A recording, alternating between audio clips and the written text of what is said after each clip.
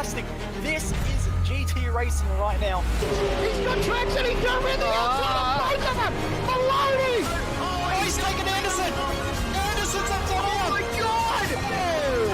Big crash. Oh my goodness, half the field's going to get involved. Second very close. These guys are want to make their way through the field very quickly. Oh, there we go. Oh no! That's massive! This is it! This is over! I can't believe this! Oh my God! God, what?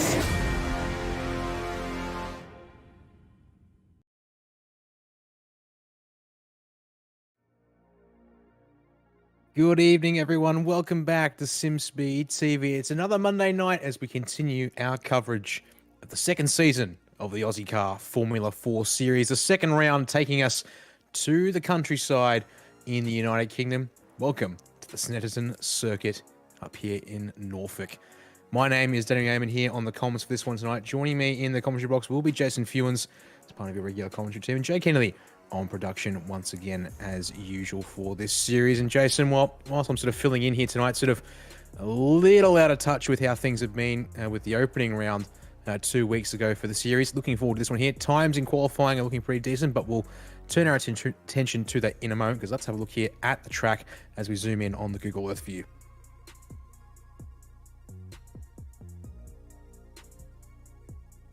Okay, good evening, everybody. Welcome to the Snetterton countryside. As we have a quick zoom in on the track, we are running the 300 layout here tonight. Not a track or a layout that gets a lot of love on iRacing, but is going to be very well suited to these Formula 4 cars. Quite a few change of directions there, and you'll see some famous names spread out around the track.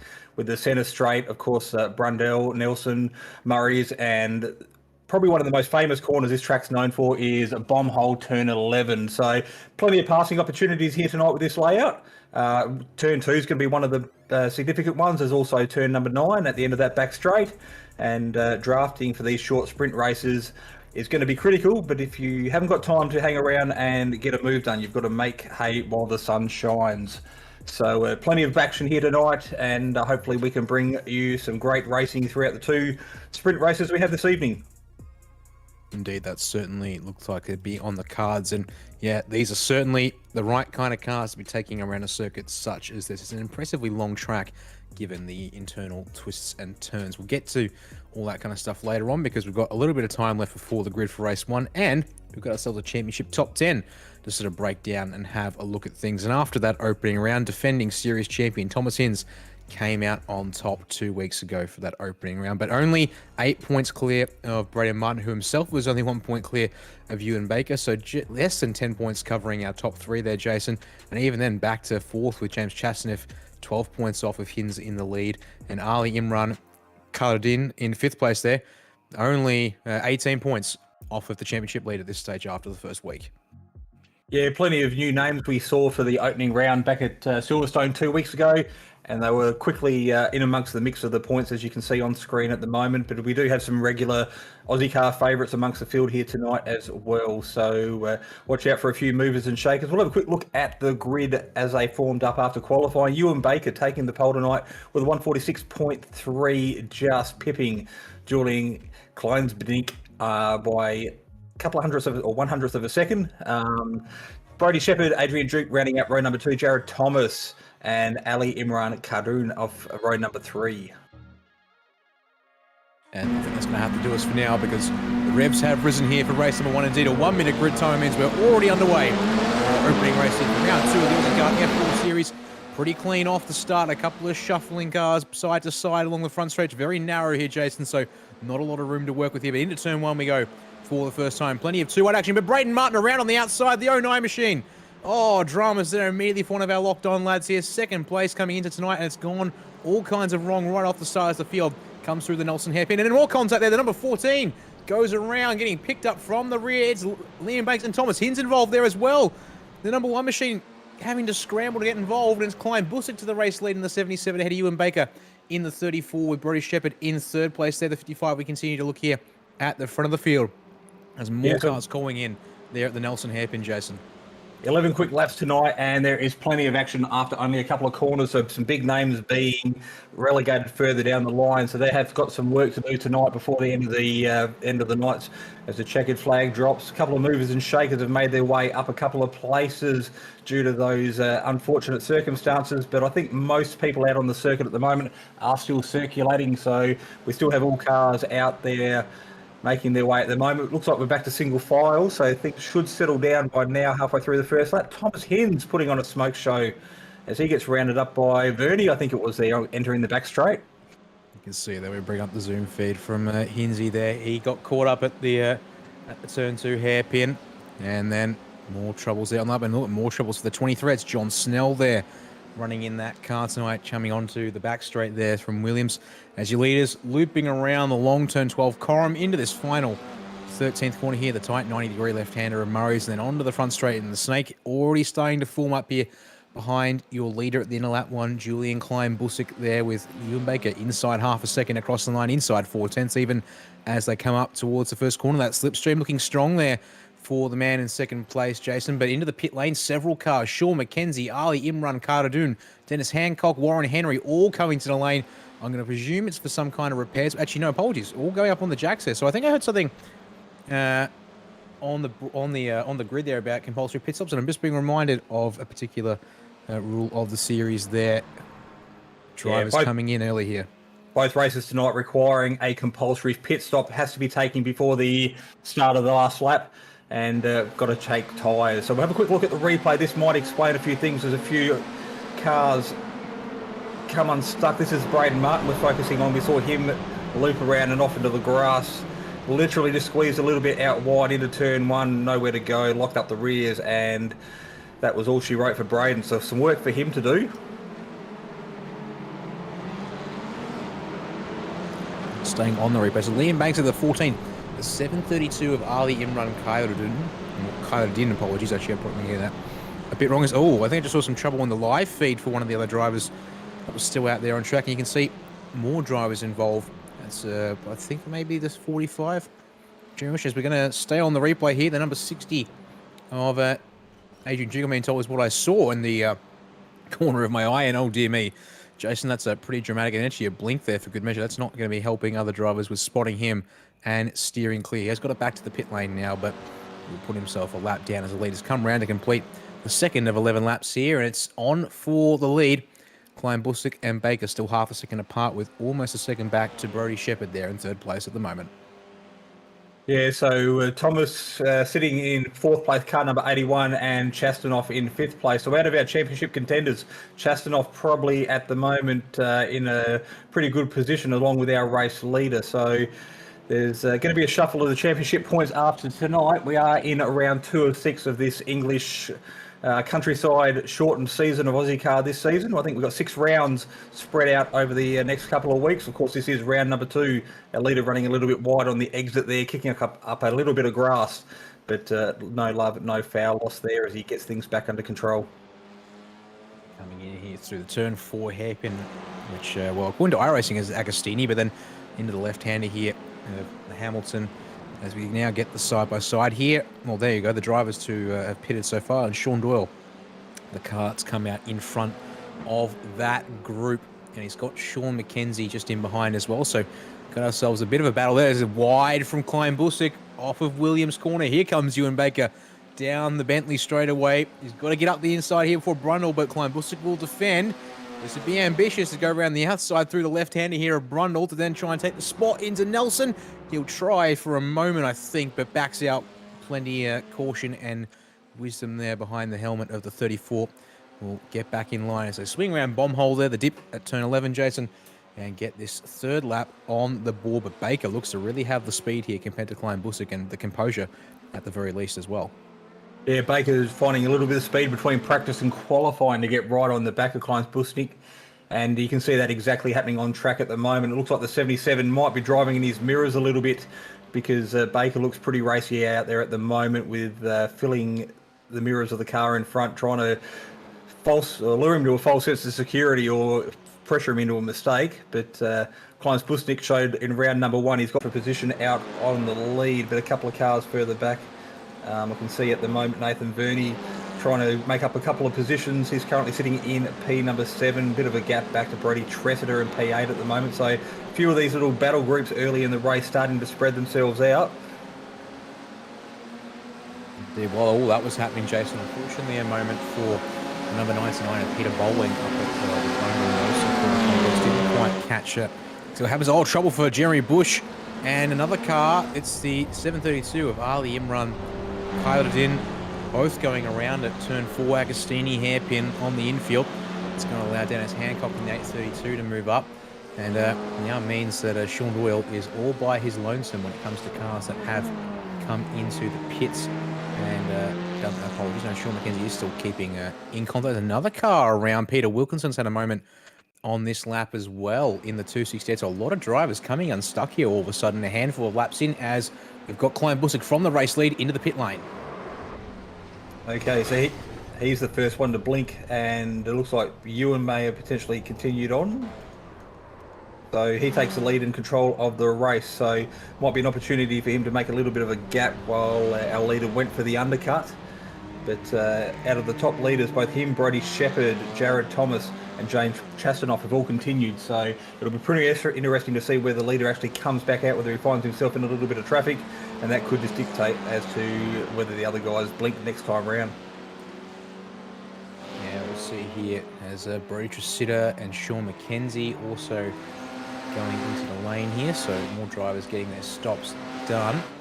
Actually, no, that was a very quick stop from McKenzie. In fact, that was fast repair only for the number 6, and I should have noticed because, of course, he had already had a stop under his belt. That unfortunately puts him well off sequence. Klein Busick now the leader of those who have pitted so far in the race, and pretty comfortable 10 seconds ahead of Sean Doyle, give or take, but looks to be struggling a bit on the cold tyres out of the pit lane here. Might take a lap or two to warm them back up. Now it's just your top 3 of Baker, Shepherd and Thomas, who are still within 1.5 seconds. When will they all blink? As it turns out, well, it's a good lap for Ewan Baker. Fastest sector of anyone, the fastest middle sector of anyone, I should say, in this race. Now that he's got clean air on the front end of that car. Yeah, he was looking like he was pretty keen to lead from the get-go, moving around in the mirrors of the lead car. So as he makes his way around the last corner, we're about to find out whether he's going to hit the brakes, dive into the pits and see who will follow him. Looks like he's going around for another circulation while Brady Shepherd in P2 dives into the pits. Jared Thomas continues on, as does James Chastanoff. So Thomas there, look like he's, Brady Shepherd there, looks like he's made his compulsory pit stop, goes in onto the jacks, up for tyres, and he'll be able to continue out. Coming up with a replay here, which unfortunately we can't see just yet because we don't actually have our production feedback. Apologies, we actually had a momentary issue with the broadcast here, so we've actually been, well, I've not quite been commentating blind per se, but at the same time, not quite following what's been up. So we're going to get that replay for us here in the commentary booth now. So let's have a look at this one here again. Apologies if you're seeing this again a double time. The 55 machine. Now, pardon me, I've got to get my names and faces mixed up. That's Brody Shepherd, having just come to the pit lane here, Jason. So into turn number 6, Oggies goes a little loose and has to catch that one a couple of times to hang on to it through turn 7. Thankfully, still facing in the right direction and maybe lost only a couple of seconds at most. It does mean, though, that he'll now sort of be a bit further. Actually, pardon me, got out ahead of Julian Klein Busick with the overcut there on the pit cycle. Yeah, so obviously Klein Busick, they're pushing pretty hard on his outlap. Tyres maybe weren't quite up to temperature, and he did get a little bit loose, so that'll potentially cost him some time, and he might just fall back in the clutches of Thomas Chastanoff and the likes of Shepherd as well. So once the pit sequence all pans out, we'll see exactly what we have for the run home. But we look on screen at the moment, car number 55 is pushing through with Thomas Busick looking for a way around as they make their way under the bridge into Brundle to change of direction. It's a quick left and then a right. Single file through here, you've got to be pretty confident in the abilities of those around you if you're going to go too wide. Down through the hole, a bit of a dip there on the inside as they make their way around the long sweeper to complete another lap. Going to another virtual racing score replay, and apologies from the producer for picking up Peter Wilkinson in the 268 machine, and he's in deep. He's in just a little bit deep there, unfortunately, and he's gone finding a bit of grass, as well as converted that F4 car into a lawnmower, and he'll, oh my word, just keep that one off the tyre bundles there, Jason. barely hangs on. It was a go back to live pitches. We've got lap traffic. We've got cars coming out of the pits on cold tyres. It's the 81 of Jared Thomas we jump on board with there. Unfortunately, the overcut has not worked for him. Slides into net third place. He was about a second and a half off the race lead. So this kind of gives me an idea that Ewan Baker should be safe when he comes out after his pit stop. But with the way the cold tyres are, look at Thomas struggle with both a bit of aero wash and cold tyres there through these mid-length corners there around this circuit. Yeah, so 5 to go. It looks like Ewan Baker, our race leader, might just push this out towards the end of the race. So that just could play into his hands and create a little bit of a buffer that he needs to make that final sprint home. Just Julian Kleinig here getting a little bit caught up in traffic, and that potentially has slowed him down a little bit as well. So change of position. Brodie Shepherd was sitting a little bit further back in the field before the pit stop sequence.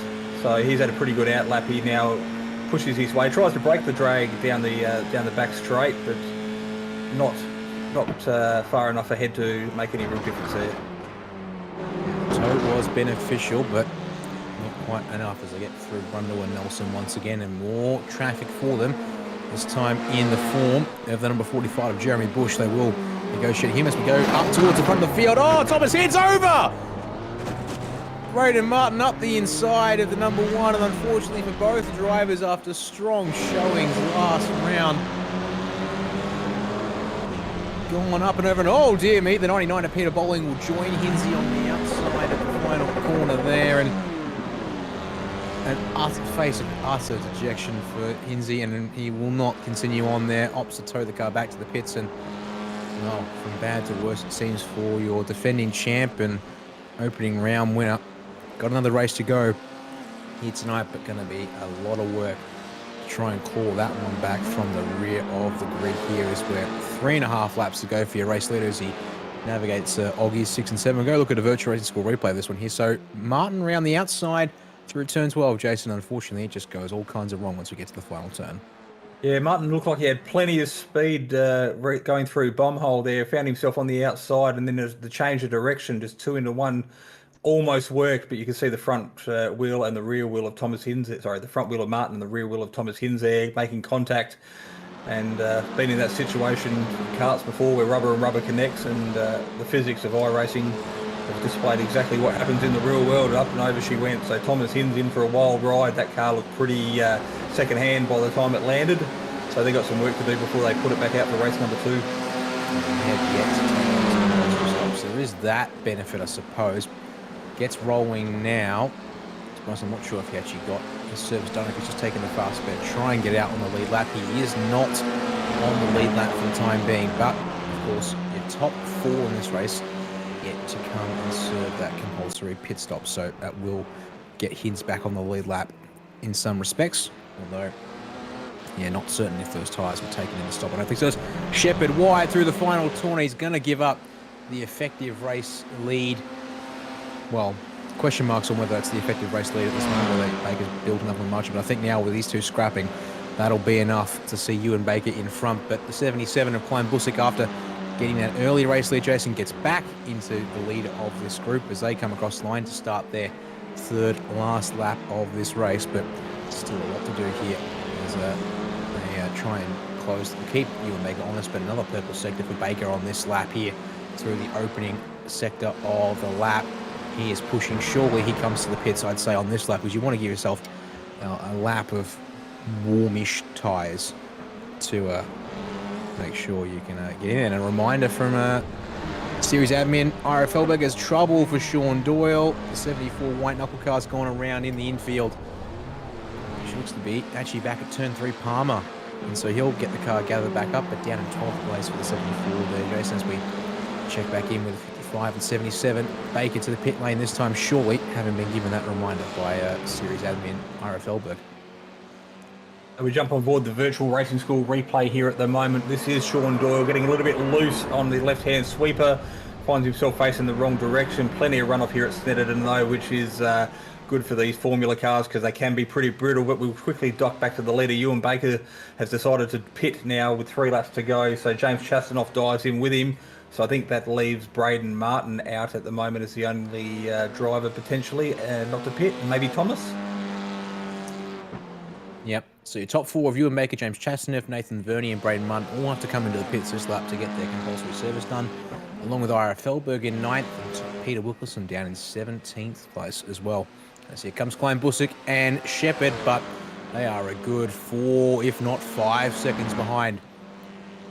Pardon me, your race leader of Ewan Baker. So the scrapping has hurt them, and there you go, right on that 4.9 second margin for a moment. Call it 4.5 by the time they get to the turn 2 hairpin here and get into a semblance of racing speed for Baker at least. And yeah, that's what happens when you start scrapping with one another rather than focusing on the prize that the race leader held. This was a battle group, and now it's one man out all by his lonesome with plenty of time to warm his car up here for the final lap and a half. Yeah, we saw VRS replay again. We focus on Warren Henry as he makes his way down through Brundle to the right-hand change of direction. Those curves can be pretty brutal, and that's exactly what's happened there as Henry finds himself unstuck. Just a little bit of clip the rear wheel with the right-hand tyre, and it was enough to get a little bit of air under the car. So he's managed to keep going with no damage. You can see all his wings and his wheels are pointing in the right direction, but of course that's cost him a little bit of track time and some position as he crosses the line with 2 laps to go.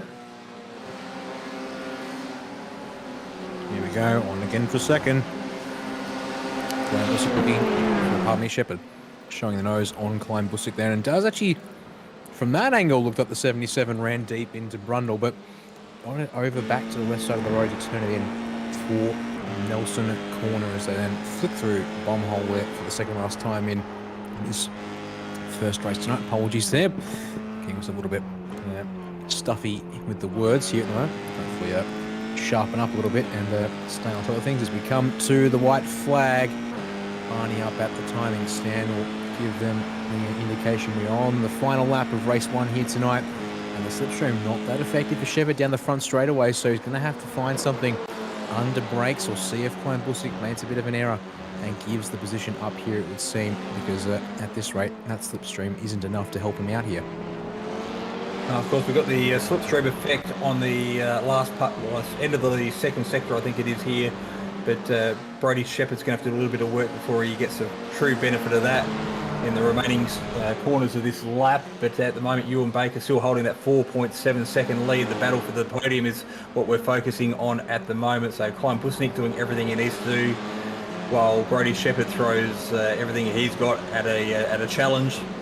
But behind them, you've got Shepherd and Chastaneff fighting for 4th and 5th. So there's still a couple of little battles spread out around the track. But this is where all the money and the action is at the moment, but battle for 2nd and 3rd. Yeah, this is it indeed. It's the fight for 2nd. There's also the fight for 5th between Jared Thomas and Darren Schoon there. And just in the background, a shot actually. But we'll keep our eyes here on these top 2, or 2nd and 3rd, I should say. Shepherd shows the nose into Brundle. Does that force Klein Busick wide? No. Through Nelson they go. That's all neat and tidy. You see the rest of the top 6 there sweeping through the corner without too much of a fuss. And come round Coram for the final time here, but started from the pole, lost the race lead early on, but going long on these tyres has done himself a world of wonders. Ewan Baker will take the race win here tonight in the number 34 Kiwi Sim Racing machine, as the rest of the top 6 will go on by there. Klein Busick holds on for 2nd ahead of Brody Shepherd. James Chastaneff for 4th. Jared Thomas ahead of Darren Schoon around your top 6. And, well, we'll get to the rest of the race results as they all come across the line and we check them out on the screen here in a couple moments' time. But, well, after being in 2nd place there for a bit, an absolutely dominant run there by Ewan Baker, staying out and making full advantage of his warm tyres through the mid-phase.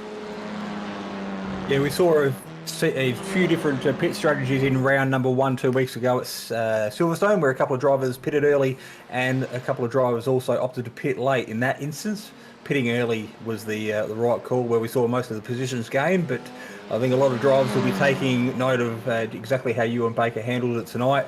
Managed to find himself some clean track when it counted, pulled that little bit of a gap and made the overcut work for him. So it'll be interesting to see who takes what on board for race number 2. We've got another 11-lap sprint race coming up very shortly, but we'll quickly run through the top 10 standings as a across the line in race number 1.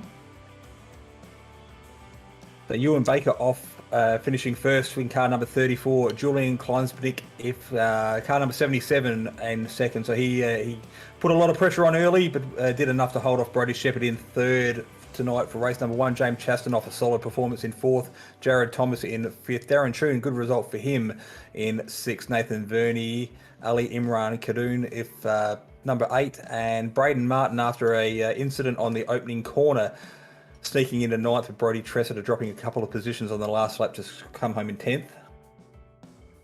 And from there, Sean Doyle bringing it home in 11th place ahead of Sean McKenzie in 12th. Dennis Hancock not too far behind there in the 822 to round that first race up in 13th place. He'll start They'll start where they finished for race number 2. But carrying on there, Liam Banks out of finishing that race there in 14th place. And Warren Henry in the 67th for 15th ahead of Ira Feldberg in 16th place. John Snell in the 17th, and Adrian Duke hanging on just ahead of the attempting to recover Thomas Hinzer, 18th and 19th for them respectively.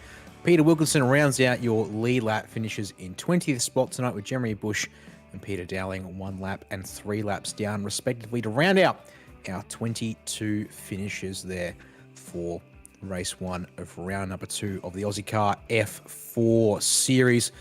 We're going to take a short break here on Simspeed TV. We'll be back with the start for race number 2 tonight. Don't go anywhere here, as we'll be back in a couple of minutes. Racing isn't easy, but experiencing it is. iRacing puts you in the driver's seat with the industry's leading sim racing game. Drive on laser scan replicas of the greatest racing circuits from around the world. Go head-to-head against other drivers chosen by skill-based matchmaking to ensure competitive racing at every level. Compete across all your favorite series. In officially licensed cars, engineered to deliver the most accurate driving experience possible.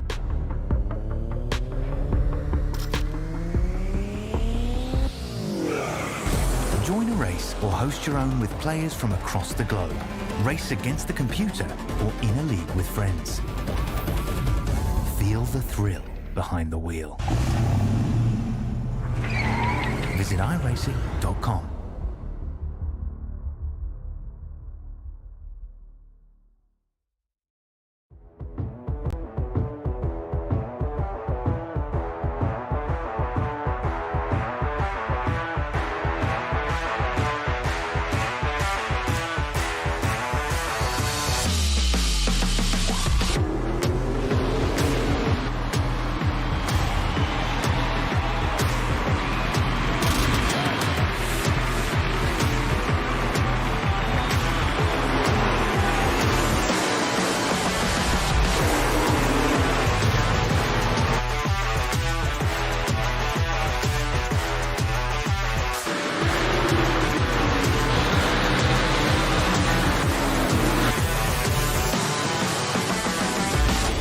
World of Outlaws Dirt Racing is available now.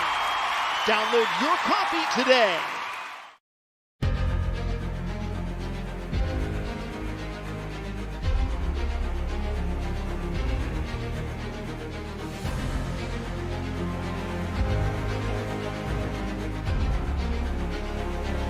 This is fantastic. This is GT racing right now. He's got traction, he's going in the outside of both of them. Maloney! Oh, he's taking Anderson.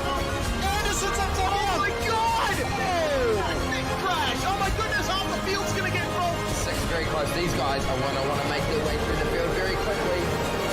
Oh, there we go. Oh no! That's massive! This is it! This is over! I can't believe this! Oh my God! God, what?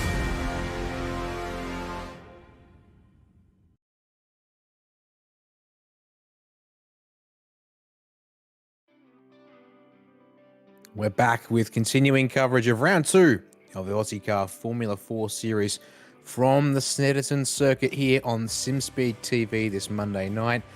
And, well, we're just about to get into race 2, but before we do, a chance to acknowledge all of the sponsors and partners that make the series possible. So, on behalf of everyone at Simspeed TV, a big thanks to prestige, trophy, badge, and engraving. Sim Racing Leagues, the Locked On iRacing podcast, as well as hashtag No Social Hate for helping Ira and the Ozicar iRacing League for making this whole series possible. Well, a quick recap, obviously.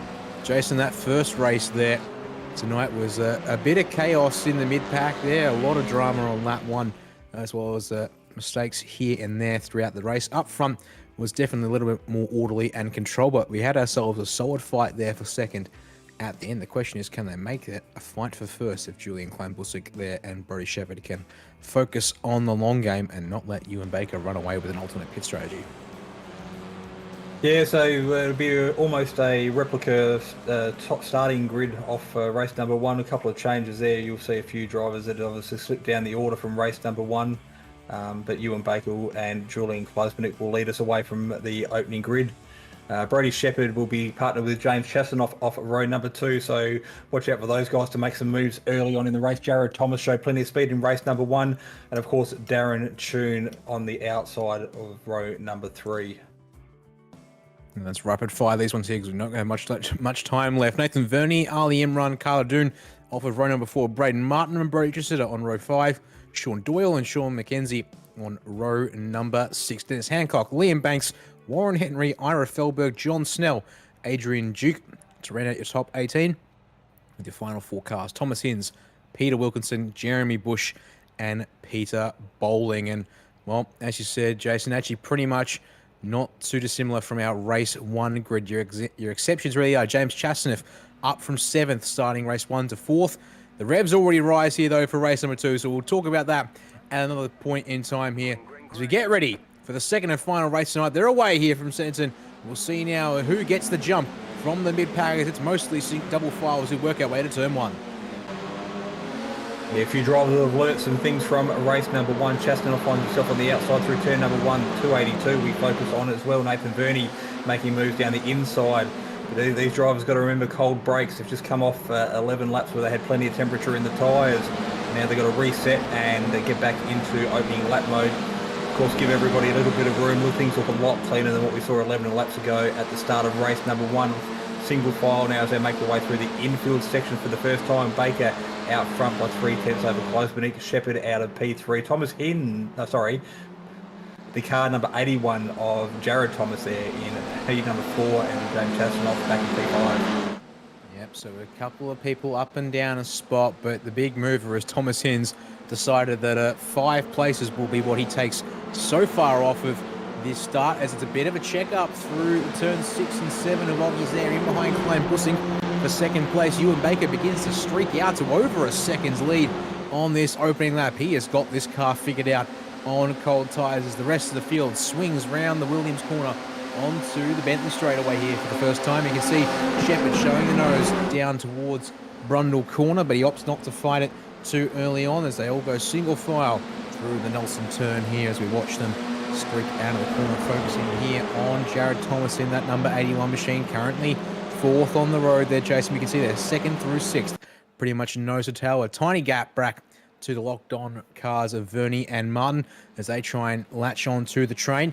And then just in behind that, Ali Imran, Kyler Din, and Sean Doyle to round out your top 10. So the rest of the field then streaks on by as we get this first lap ticked off and all clean so far here, touch wood. Yeah, we saw a number of drivers in race number 1 dive into the pits at the end of the first lap. Some of that was damage induced, others was strategy. We see a handful of cars again, but this time from further back in the pack. So it looks like a lot of the leaders have taken a leap out of Ewan Baker's book and will potentially go for the long haul here. Again, everybody making their way through turn number 2, that is Wilson, as they swing down and through to the infield again. James Chasnoff under plenty of pressure there by Darren Tune in that distinctive red and white car, so very easy to spot the Aussie car livery there, sitting in P number 6. First in the virtual race score replays. Down to the turn number 1 there, James Chasnoff up the inside of Jared Thomas actually there. You can see the 81 in a bit deep to turn 1 there, I'd suggest, Jason. So Chasnoff up the inside. Has to finish a job here on the brakes at the Nelson hairpin.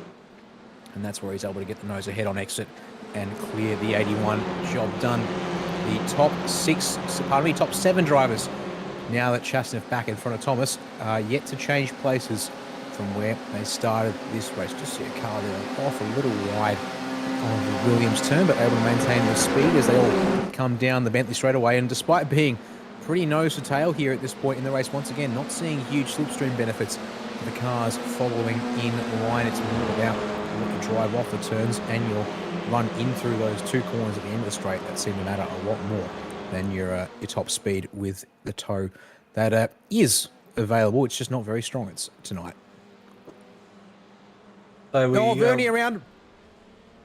Oh dear me, as we were enjoying a lovely trackside view there. Apologies, Jason. The 282 Nathan Verney, unfortunately, all by his lonesome, has gone around and immediately opts therefore to just take the L, get the pit stop complete now, as we also see Kyler Din in the pit lane. The 732 was just at the back of the top 10. He will slot down that a fair bit further, but he's already up and away on his fresh set of tyres. We'll see where that 732 car comes out. Also Peter Bowling and John Snell coming to the pit lane on this lap to get their compulsory service complete as we keep our eyes on the fight for second, but the lead is out to 1.3 seconds in the meantime as well. A replay here for Verdi, Jason. Yeah, so just you can see the back of the car getting a little bit loose. It doesn't take much for these things to rotate. They rotate on a dime. Braden Martin doing a pretty good job there to avoid the back of his teammate. The last thing you want to do, rule number one is beat your teammate. The second rule is don't take out your teammate. So the VRS replay in slow motion there, giving us all the action as we jump back to live pictures. And the 732 going Bush, putting it on his all-terrain tyres on his Formula 4. Manages to keep the foot down. When in doubt, throttle out is his motto, and he makes it back onto the track without too much time lost. But of course, gave him a little bit of a scare, no doubt. Just saw there, flicking up on the lower third overlay. Kyrodin, the car that is leading those to have pitted in this race so far. Currently sitting in 13th position and has about 3 and a bit seconds to the next cars behind him here, and about 30 seconds off the race lead as it currently stands. Eyes on here with Darren Tune there in the 191, that green and black paint job. Currently sitting in P6 and trying to chase down Jared Thomas. Your top 6 still unchanged in order as they all go across the start-finish line there to start lap number 4 of the race. Can they catch Ewan Baker?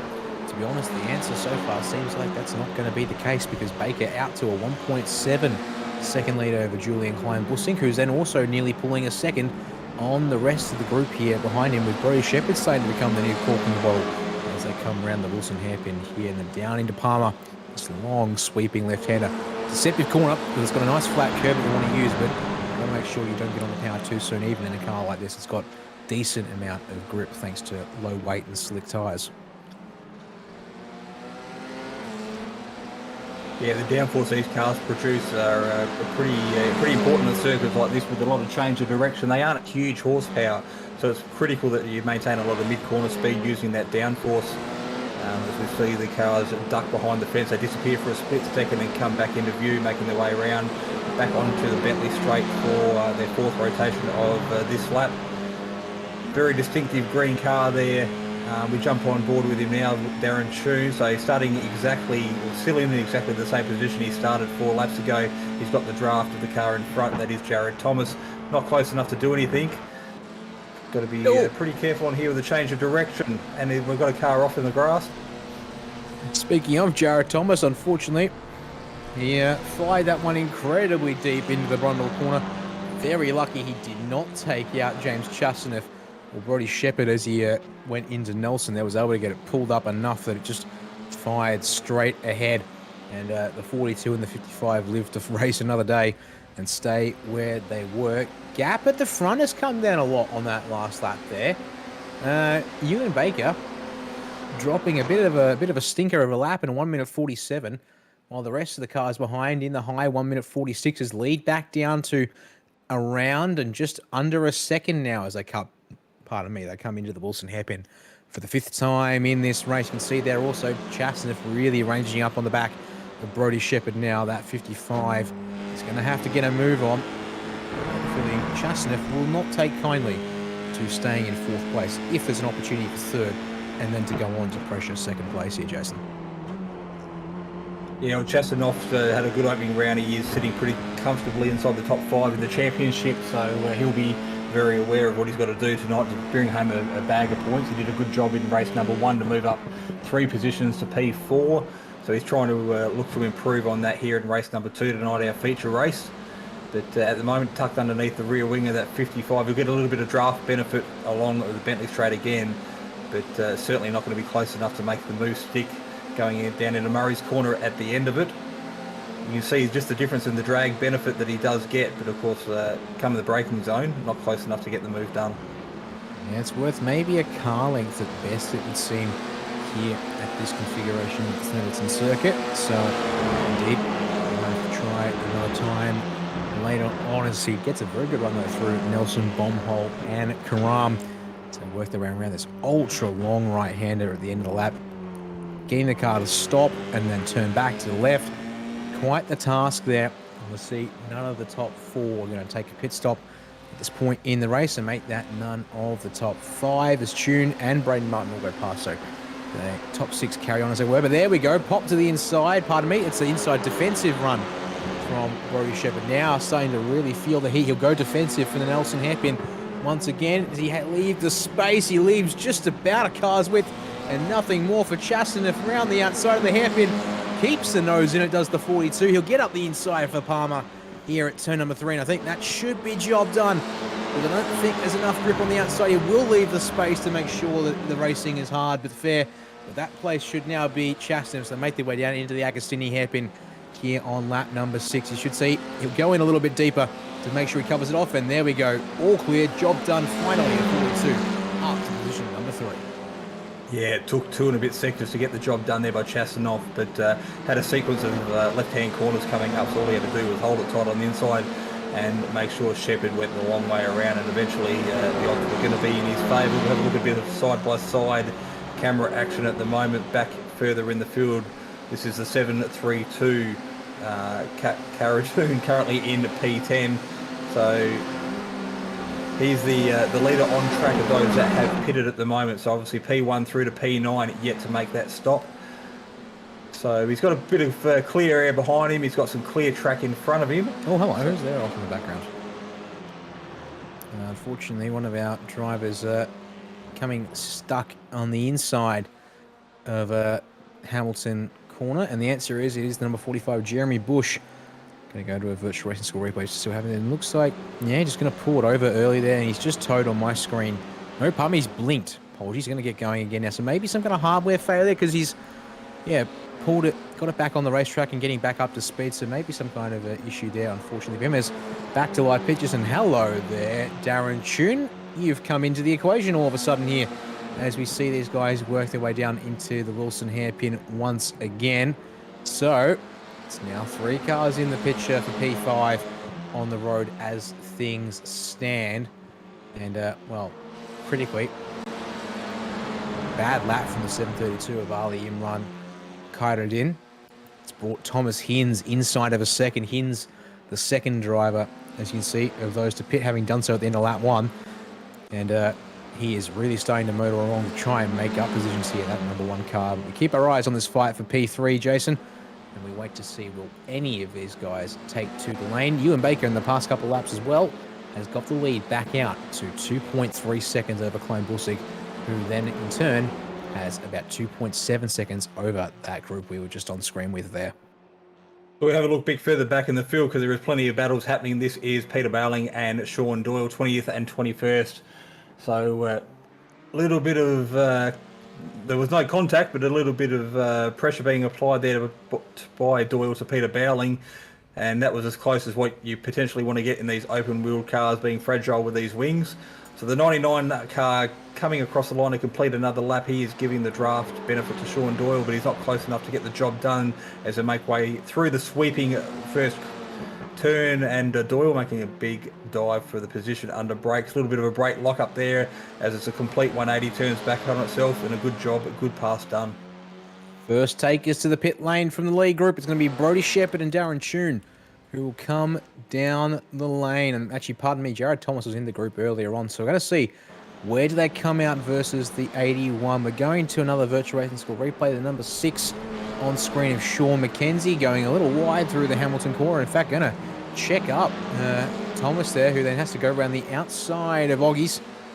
Thankfully, I don't think that held up the 81 all too much. As off the pit lane comes Tune and Shepherd, and critically in the pit stop there, Tune gets under and comes in behind and gets out ahead. The 55 of Shepherd as here come Kyra Din and Hins. Nose to tail now for those two, but critically, well, there you go. Coming out of the pit lane, a good 6-7 seconds clear of these two guys with the early pit stop. So that gives a really clear indication now of what the pit delta is going to be like, as both of these drivers on screen here really pushing the limits on the exit of the Wilson hairpin. In fact, Hin's going to try on the outside of Palmer. Oh, look at the commitment there. Kyra Din's got nothing for him, and around Hins he goes and says, yeah, that's how you do it. Yeah, Hin's showing plenty of speed and commitment and courage there to stick it around the outside. Had a little bit of grip on the AstroTurf as they made their way through the exit of the corner, and that is job done. It's another position gained. So Hins will have his eyes forward. He's obviously driving with a lot of passion and frustration after the result in race number 1. So making the best of a bad situation. He's got some clean track in front of him now, as the next car down the road is Brody Shepherd, some 7 seconds ahead. So may run out of laps to get onto the back of that group in front, but he's certainly made his presence and his intentions felt. And that will mean he could be on for a potential top 5 here as we have a look at that move once again. So you can see both drivers there into the grass on the exit. Kyra Din covers the inside as you would expect, but then just round the outside, space, plenty of space left by Kyra Din, almost as though he really wanted to make sure no harm, no foul. And as a result, place taken as Klein Busick 1 lap later will come out of the pit lane. Tune and Shepherd coming down the front straightaway, but look how much time Klein Busick has pulled on these two. I mean, obviously Klein Busick was on his own in 2nd place, but going 1 lap longer when the gap between these two was probably around, maybe 4 seconds before they came into the pits. It's now out to 6.5, nearly 6.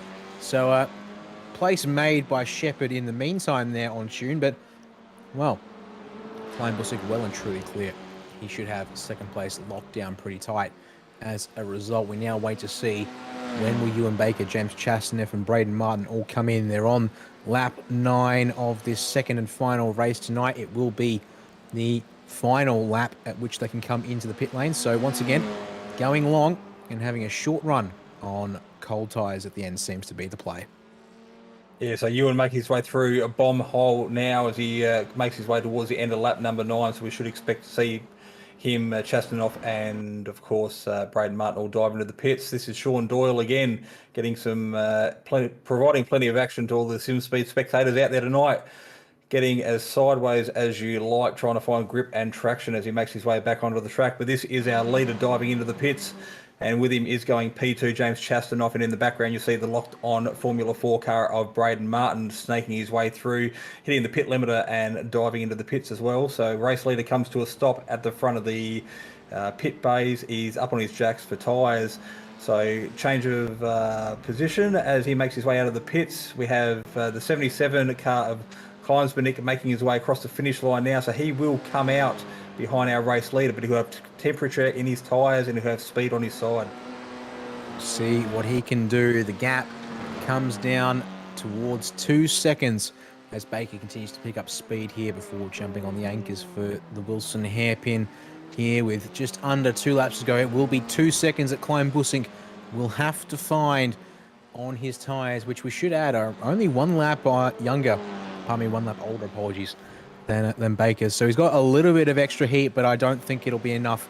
It'll have to be a mistake at this stage, I would think.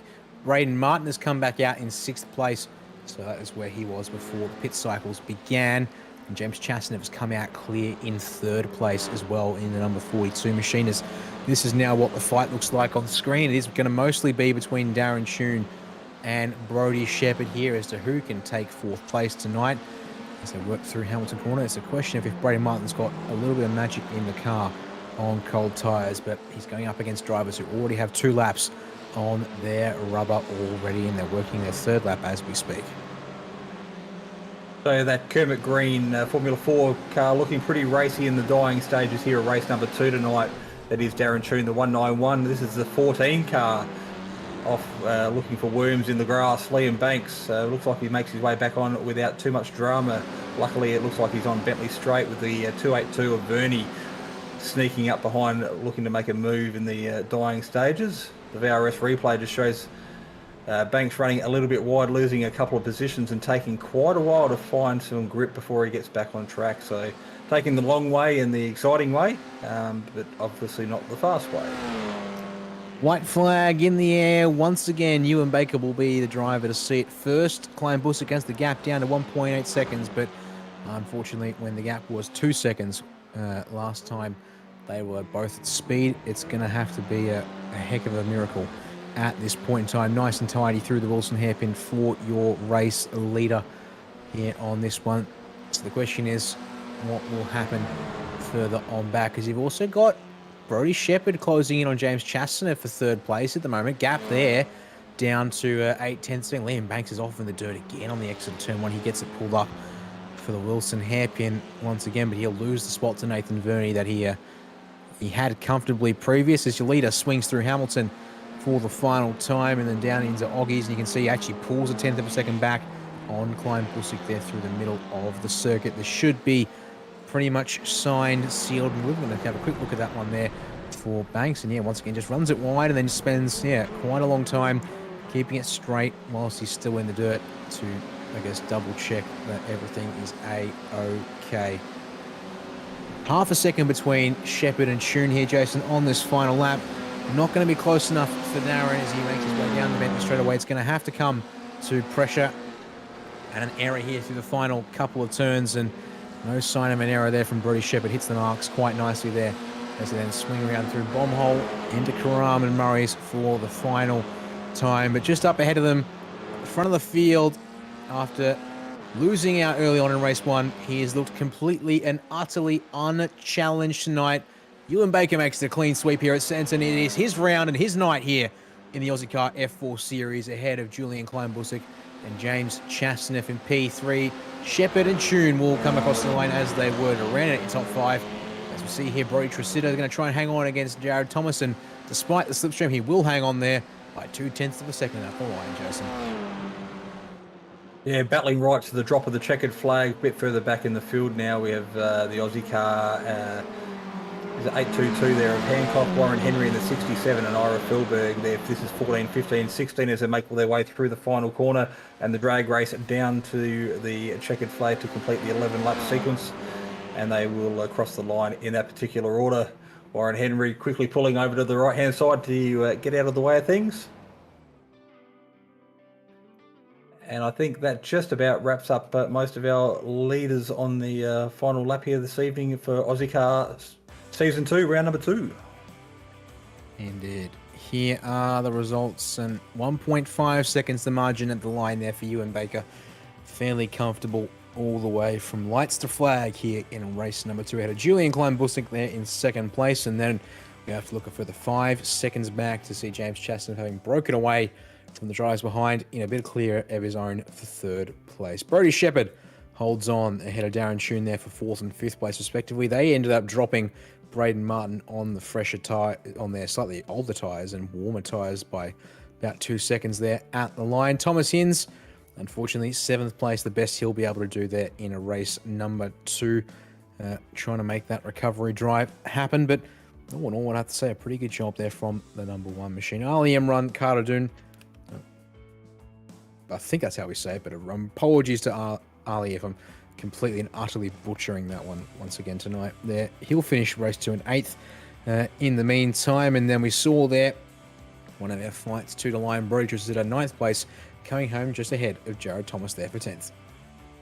Yeah, plenty of action in the top 10, but it was just as just as exciting outside the top 10. Sean McKenzie there, MP11 tonight, doing a pretty good job. 3 seconds ahead of Nathan Verney, P12. He was followed across the line by Liam Banks with those very, very dirty tyres in the car number 14. Dennis Hancock and Warren Henry separated by only 0.3 of a second in 14-15. Ira Philberg there, 16. And we look a bit further back, Adrian Duke, a bit further back from that little battle, followed by Peter Wilkinson, Sean Doyle, Jeremy Bush. They round out your top 20 with everybody still on the lead lap.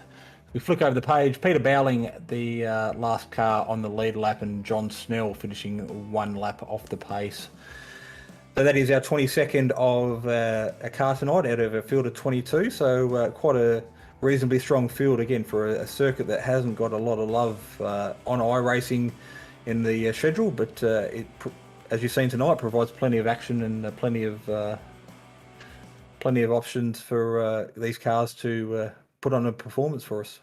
It sure can. And speaking of performance, let's start getting our interviews in here tonight. And who else but we speak to the man who, well, according to the results charts, had an absolute clean sweep of things. Ewan Baker joining us here in the commentary box. Well done, Ewan. Once again, a very good night for you here at Snetterton tonight. But in the opening race there, had to fight a little bit harder after Klein Bussick, they were able to take the lead off you in the opening couple of laps. Yeah, didn't make it easy on myself, did I? Yeah, a bit of inside line, warm track conditions, cold brakes, cold brain. But yeah, fortunately had enough pace to keep it down and keep it forward. Helped with a little bit of a mistake up ahead, but I think that worked out pretty well. Yeah, I definitely would say. I actually think I missed the actual moment where we saw you, where you lost the lead there on the opening lap of the opening laps of race 1 there. But all the same, yeah, your pace looked to be just a cut above tonight, and also the strategy to go for really long in both races before taking the compulsory pit stop really seemed to play out in your favour. I guess with these kind of cars, they don't warm up their tyres very quickly, so I guess you were feeling the benefits there of staying out and keeping on warm tyres as long as you could there in both races. Yeah, well, I knew the pace was going to hold in the tyres pretty well, and if you've got clean air, it would be a bit daft not to just sit there and make the most of it. So yeah, leaving it to the last minute and just making sure I nailed the pit stop and kept the lead. It was a little bit dicey at the end there with Julian in the second race. I was down to 2 seconds, I was on cold tyres, and yeah, I was feeling the pressure a little bit. Fair points to make, but all the same, I think you only lost half a second over the course of the final 2 laps. So you did yourself a pretty solid job there, and enough of a buffer to take care of things there. And, well, just turning my eyes forward to what comes next. Dorrington's national configuration is where you guys will be heading next in 2 weeks' time. It'll be a bit of a shorter track compared to this one here, so we'll see lap times down a little bit lower, but certainly another great British classic in terms of, well, international and national level history. Any thoughts on what that'll look like for you and what that'll bring for the series in terms of the car and track combination? Oh, I mean, there's some of the best racetracks in the world. I mean, maybe slightly biased here, coming from that corner of the world, but yeah, aside from Silverstone, I'm not a huge fan personally of that track to drive, but every other one following that is fantastic in my books, so I'm definitely looking forward to it. Well, fingers crossed we'll see you back up the front once again, all the same then when the series heads to Dorrington next. Before we let you go tonight, Ewan, sponsors, shout-outs, who would you like to thank for your results tonight? Big thank you to the team, Kiwi Sim Racing, and sponsors, Scott Technology, Speed Nation, and Inspire.net. Just, fantastic bunch of guys, and great to have them on board with me. Well, there we are. Ewan Baker, your race winner, round winner, clean sweep for the number 34 driver there tonight. Thank you very much for having a chat with us, and we'll bring up the man who came second in both races here tonight. Jason, I'll hand over to you to chat with Julian Klein Bussick. Yeah, thanks, Daniel. Gone for a bit of a walk, and we have found our second place getter for both race number 1 and our feature race 2 tonight. We've got Julian Klein Bussick with us here.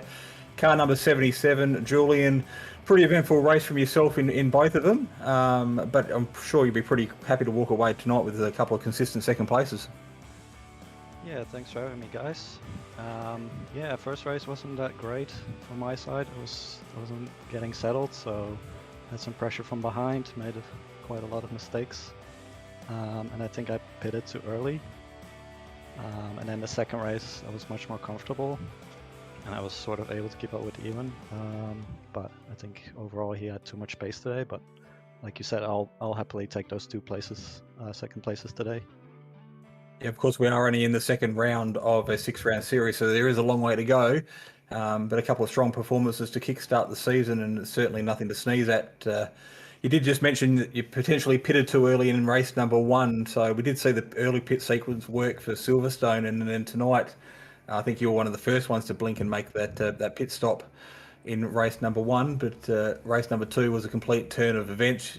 You did go for the undercut on Ewan there towards the end of the race and nearly got the job done, so it almost worked out in your favour. Yeah, it's definitely different from Silverstone. Completely different track, and it's very hard to be consistent here. To be honest, I'm not a huge fan of this track, so yeah, second race, I did try the undercut, but didn't work out. But I had to try something, otherwise it's just boring finish, you know. Yeah, well, being an old airfield, it is generally a relatively flat circuit and can provide some pretty good racing. And of course, the downforce in these Formula 4 cars is very well suited for the layout tonight, the Snetterton 300.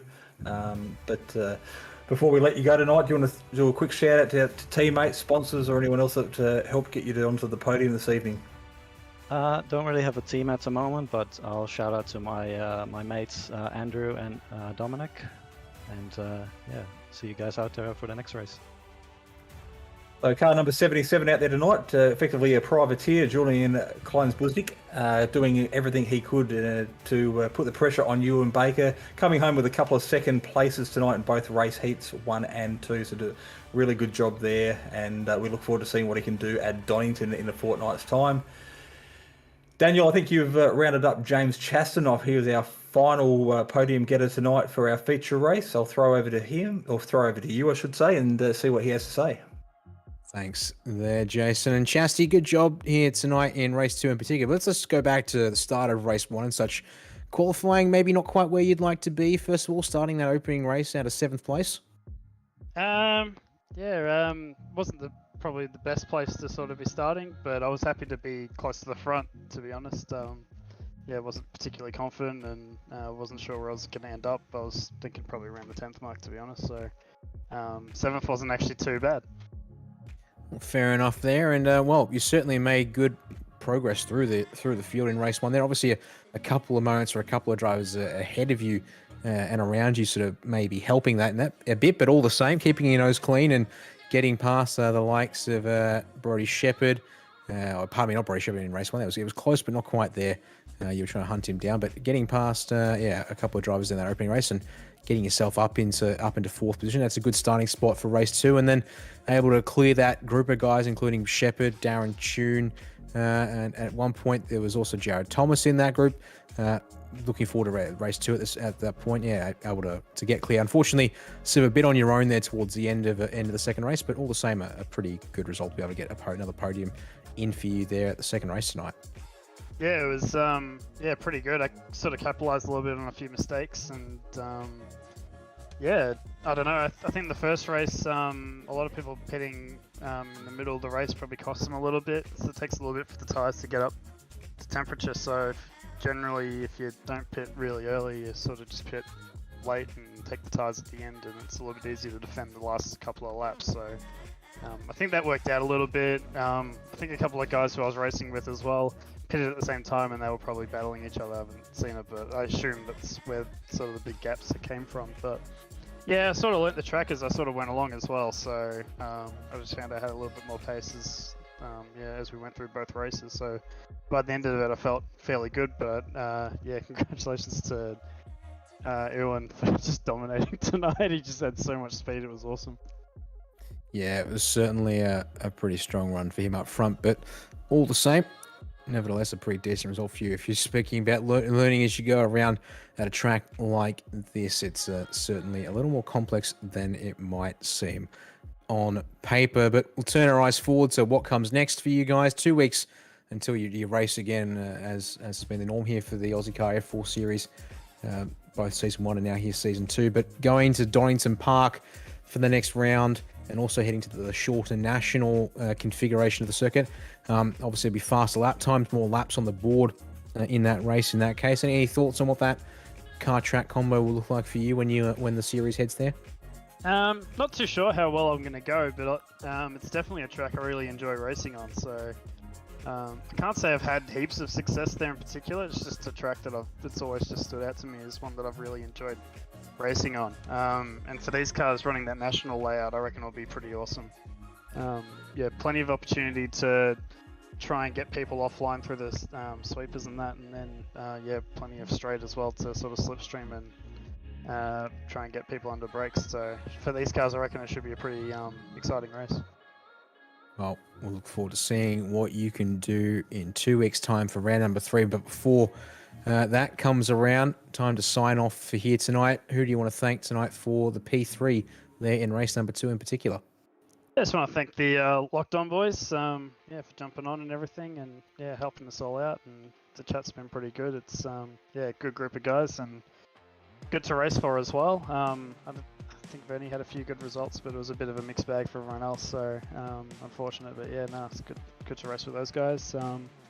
Thanks to the Banter Alliance guys as well, who's probably watching on as well, supporting me as well. And yeah, thanks to you guys for running the show.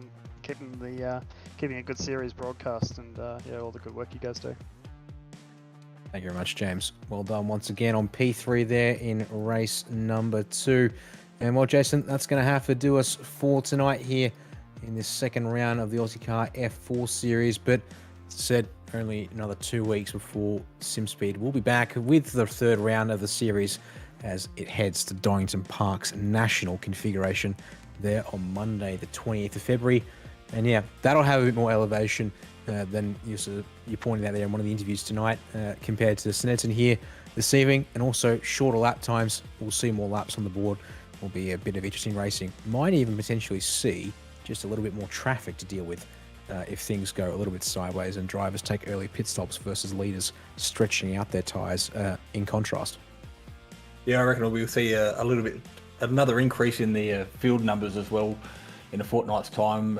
Again, Donington Park being a pretty well favourite with a lot of drivers out there, again, suited for these Formula 4 cars. It's going to be pretty exciting as they see them weave down the hill, particularly on that opening lap on cold tyres in a train format. So looking forward to that. Fortnight's time, it'll all unfold in front of us, and we may potentially have another round winner under our belt. But you'll all have to tune in to Simspeed TV again to see that unfold. So don't forget, it'll be 8 PM Australian Eastern Daylight Saving Time here on Simspeed TV.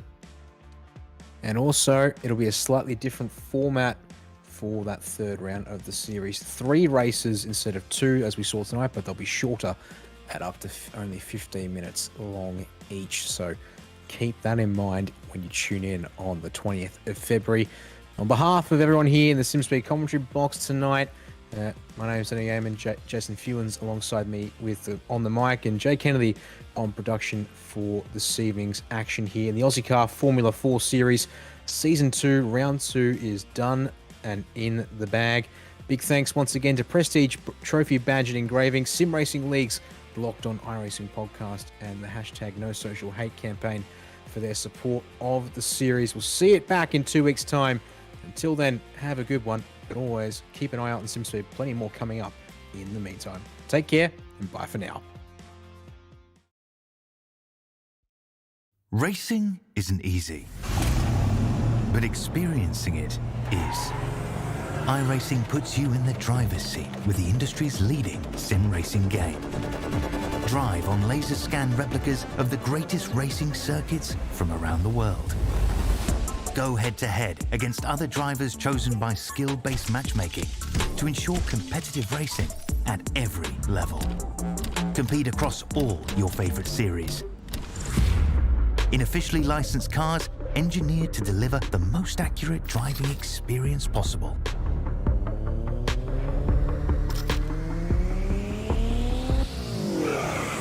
Join a race or host your own with players from across the globe. Race against the computer or in a league with friends. Feel the thrill behind the wheel.